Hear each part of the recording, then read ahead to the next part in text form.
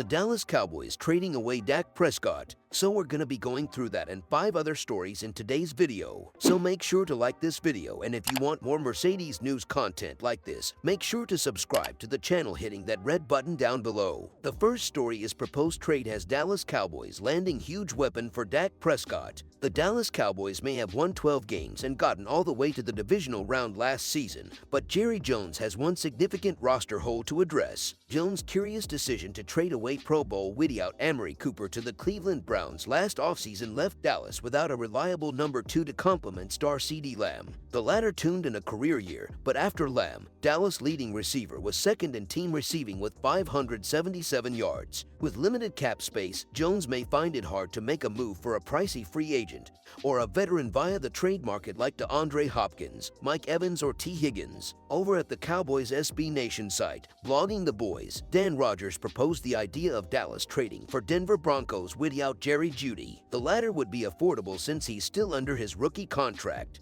The reason he's listed here is that the Cowboys reportedly made an offer for his services last year near the trade deadline. Now, we have no idea just what the front office was willing to part with, but Jeudy's asking price was in the neighborhood of a second-round pick last year. The asking price should be a little less now, but the Cowboys would only be looking at a possible one-year rental as the team wouldn't likely commit future cap resources his way when a Lamb extension is on the horizon. Jeudy would instantly make the Cowboys' passing attack lethal as he's one of the game's best separators, but this move would be costly. Jeudy was one of the few positives for the Broncos last season. Despite frustrating quarterback play from Russell Wilson, the Alabama product turned in a career year with 67 receptions for 972 yards and 6 touchdowns. The Broncos traded for former New Orleans Saints head coach Sean Payton this offseason, a firm indicator that they want to stay in win-now mode. Trading a rising star like Jeudy would be a giant risk on Denver's end, but if they end up getting a good offer, GM George Patton could find it tough to pass up.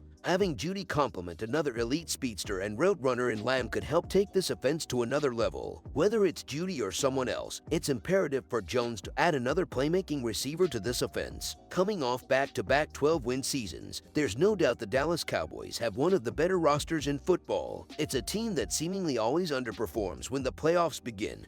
But could the team be preparing to place the blame on Dak Prescott? Why else would the Cowboys reportedly be intrigued with C.J. Stroud, one of the top quarterbacks prospects in the 2023 NFL draft class? While every NFL team evaluates quarterbacks every year, the fact that the Cowboys are sniffing around one of the players who many expect to be a top 10 or even top 5 pick is downright fascinating. While Prescott has come a long way since entering the NFL out of Mississippi State as a 4th-round pick in 2016, is he the QB who can help the Cowboys end their 27-year Super Bowl drought? It's likely a question on the minds of Jerry Jones, Mike McCarthy, and other members of the Cowboys organization. Still, many don't expect the Cowboys to be anywhere close to hitting the reset button roughly 2 years after signing the Pro Bowl QB to a 4-year, $160 million contract. At least not this offseason. That's why Sports Illustrated's Mike Fisher's report that the Cowboys are absolutely intrigued by the Ohio State QB, who many would consider being pro-ready to be so alarming. No matter where you stand on Prescott, whether you think he's a top 10 QB or one that still has plenty to prove he's the franchise solution, this rumor is interesting. But is it realistic? We know team owner Jerry Jones loves to swing big, but this would be a Texas-sized leap up the draft board. Is it feasible? The second story is Dallas Cowboys are the new favorite emerged to sign Odell Beckham Jr. The Dallas Cowboys figure to be players in the wide receiver market this offseason.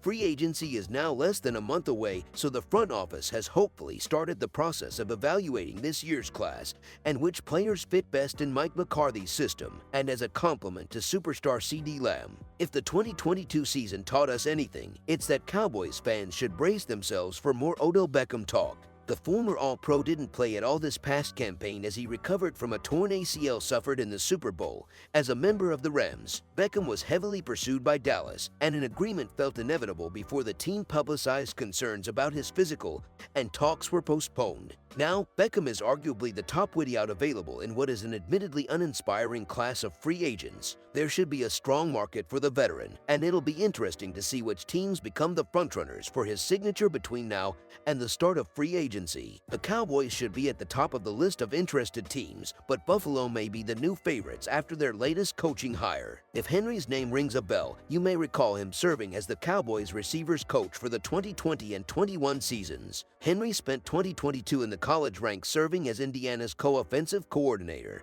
and wide receivers coach. On top of a wealth of experience and knowledge, Henry brings a long-standing relationship with Beckham to Orchard Park. In fact, Henry and Beckham have crossed paths 3 different times in their coaching and playing careers. Henry coached Beckham at LSU as the Tigers receivers coach. Fast forward to 2016, 2 years after the Giants made OBJ the number 12 overall pick, and Henry joined New York as their receivers coach. Incredibly, Beckham and Henry linked up again in 2018 after Henry was hired as the Browns' wideout whisperer. Beckham would ultimately choose Buffalo for the chance to compete for a championship while catching spirals from Josh Allen and playing next to Stephon Diggs, but his familiarity with Henry will undoubtedly play a role in the recruiting process. That is, if the Bills revisit their interest in Beckham. Back in December, Beckham took a free agent visit in Buffalo, and Bills general manager Brandon Beane has spoken glowingly about the player at every turn. If hiring Henry doesn't make Buffalo the favorites to sign Beckham, it certainly makes them Dallas' foremost competition to sign the 3-time Pro Bowler. Buffalo's need for a number 2 receiver goes without saying, and they were one of a few teams who showed interest in Odell in 2022. The third story is latest report on Ezekiel Elliott paints a very worrying picture for both the Cowboys and their running back. Ezekiel Elliott's future with the Dallas Cowboys is not as assured as it seemed back when it was revealed that he was willing to take a pay cut to remain with the team. The player's prospects for a return were shrouded in uncertainty after the Cowboys were booted out of the playoffs, but calm ensued after reports claimed the player was not averse to seeing his earnings take a hit in order to help with the salary cap situation. Now, a report from The Athletic is suggesting that the running back might not have much leverage in negotiations and could possibly find himself out of a contract, not just with Dallas, but in the NFL. According to Cowboys beat writer Bob Stern, multiple analysts and scouts agree that Elliott doesn't have much to offer, as the notion is that he has very little left in his legs and the word is out. I believe he has one option for employment above the league minimum, and it is right here in Dallas, Sturm added. If that's the case, it would be difficult for Dallas to trade the player, which leaves them in a bit of a bind. Running backs no longer command hefty deals in the NFL because of the wear and tear their bodies generate due to their getting banged up every week. The situation might be a worrying one for Elliott, who is only 27, but time will tell how things play out. The fourth story is Cowboys lineman named NFL's most improved. While quarterbacks and flashy skill players tend to dominate headlines when it comes to football, they wouldn't be able to do what they do without a good offensive line. The line makes life easier for everyone on offense, from giving the quarterback plenty of time to throw to opening up running lanes for the running back.